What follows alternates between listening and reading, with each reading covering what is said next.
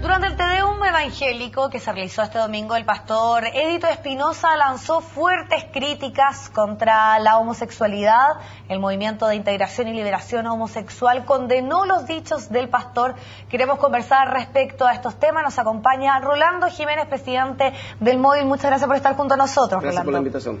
Bueno, hablemos un poco porque generaron bastante polémicas, no tan solo por parte de ustedes, hubo un rechazo también, por ejemplo, el propio senador Fulvio Rossi, quien fue aludido en este discurso. Me gustaría un poco que nos pudiesen comentar qué fue puntualmente lo que genera tanta molestia por parte de ustedes como agrupación.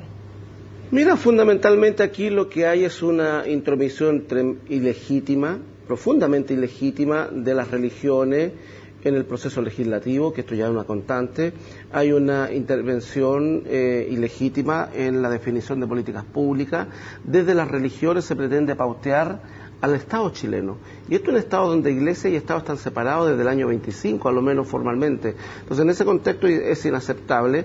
Pero además, lo que se cuestiona es un discurso profundamente odioso en contra de determinados grupos, verdades que ellos plantean como verdades reveladas, plantean una imposición de sus valores, que es legítimo que alguien tenga una creencia, que tenga determinados valores, pero esos valores no pueden ser impuestos a la sociedad chilena en su conjunto, más aún cuando hay un porcentaje de esa sociedad chilena que, como yo, por ejemplo, no creemos, y que además tienen un serio cuestionamiento la mayoría de la sociedad chilena el rol que han jugado las religiones en los últimos tiempos. Es bastante cuestionable que estos obispos evangélicos que profitan de la buena fe de sus feligreses y llevan una vida bastante suntuosa en comparación con sus feligreses, se coloquen a pontificar respecto de lo que uno debiera o no hacer en la vida privada y pretenden establecerle cánones morales que pueden ser obligatorios para los creyentes, pero no tienen por qué ser asumidos por el Estado chileno en primer lugar y por los ciudadanos que no quieran en segundo lugar. Pero ¿por qué a su parecer esto es una intromisión y por qué no, por ejemplo, se pudiese considerar como una postura legítima o válida de poder expresar como iglesia, como comunidad, sus planteamientos sobre diversos temas? Correcto, porque, a ver, una cosa es la libertad de expresión y nadie está en contra de esa libertad de expresión que tiene cualquier ciudadano y cualquier institución en Chile, entendiendo que somos un país donde la democracia funciona.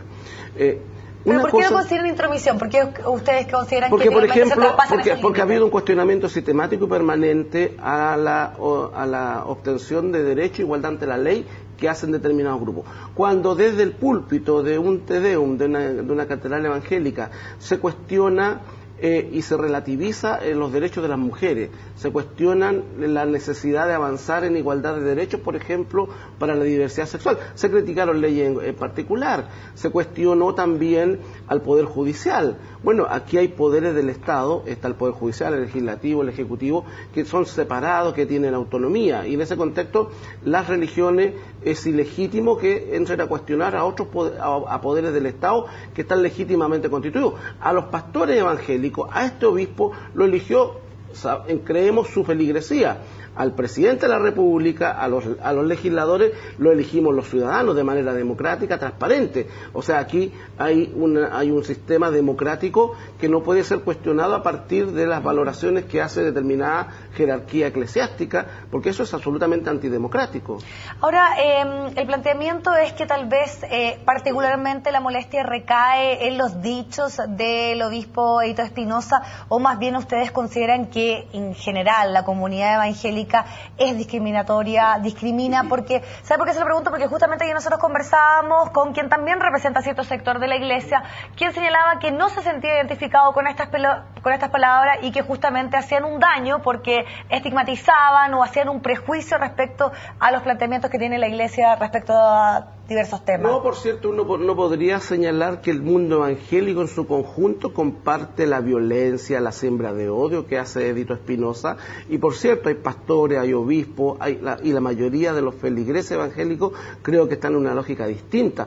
Es una pequeña minoría, sin embargo, es la más vociferante, es la que tiene el control político por así decirlo, de las comunidades que ellos señalan representar, y por lo tanto nosotros hacemos la diferencia entre el pueblo evangélico, algunos obispos, y este grupito que tiene una vocación ilegítima de intromisión en ámbitos que no le corresponden. En ese contexto, por cierto que hay una diferencia sustancial, y nosotros sabemos, porque se han acercado a nosotros y hemos trabajado y trabajamos con distintas denominaciones cristianas o católicas que, por cierto, tienen vocación de acompañamiento, tienen vocación de respetar la diversidad y valorar a cada uno según su propia humanidad. Entonces, en ese contexto, por cierto que, pero lamentablemente, ocupan espacios como este, como el Te Deum, donde era un espacio para celebrar la independencia, para celebrar la chilenidad, para celebrar los valores más importantes que nos unen a los chilenos. Buscan un escenario como este para dividir, para denostar, para agredir, para violentar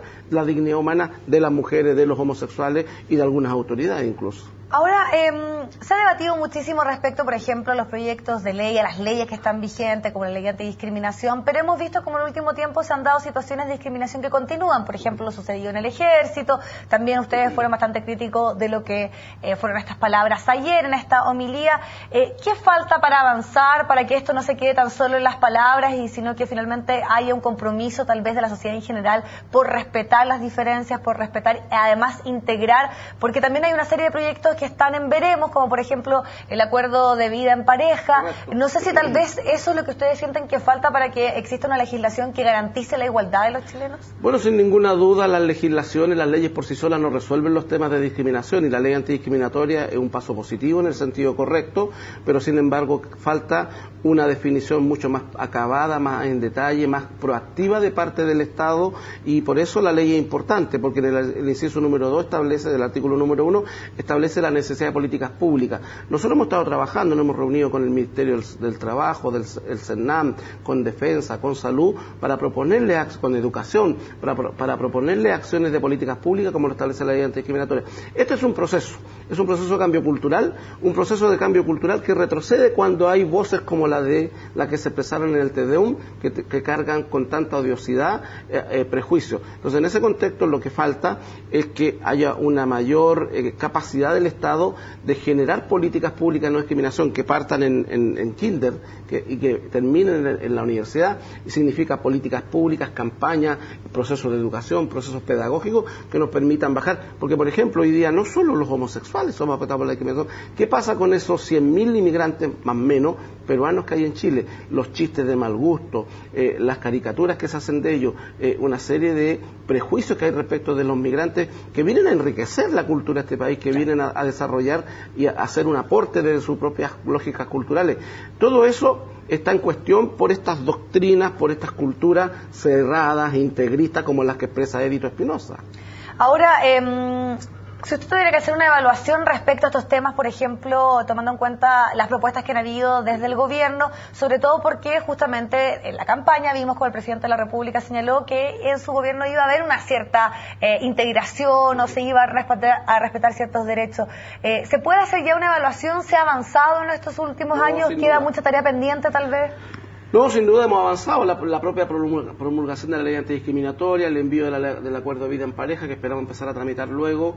¿En qué está eso? Porque bueno, está en la Comisión de Constitución del Senado. Tenemos un compromiso del senador Larraín respecto de ponerlo en tabla apenas sea posible. No había sido posible hasta hace una semana atrás por las urgencias que han habido. Por ejemplo, todo el tema de la reforma tributaria, todo eso se resolvió. Entonces, eso empantanó la discusión. Esperamos que ahora que se resolvió eso, no se tome como excusa la discusión del presupuesto para una vez más postergar esta discusión que es vital. Sí o sí este año, pero no sí, de todas maneras se tiene que iniciar la tramitación este año. Ahora esa tramitación va a durar probablemente un par de años, no menos que eso. Entre otras cosas va a durar un par de años porque van a haber grupos como los que encabeza Edito Espinosa, la jerarquía de la Iglesia Católica, el Opus Dei, los Legionarios de Cristo, que van a ir a hacer el lobby que hicieron en contra de la ley antidiscriminatoria, y eso le va a poner ripio, le va a poner palito en el camino a la tramitación de la ley. Pero estamos preparados para aquello y creo que tenemos el respaldo respaldo mayoritario de la sociedad chilena para avanzar en estos temas. Entonces, por cierto, hay avances, sin embargo, por ejemplo, en el tema de las Fuerzas Armadas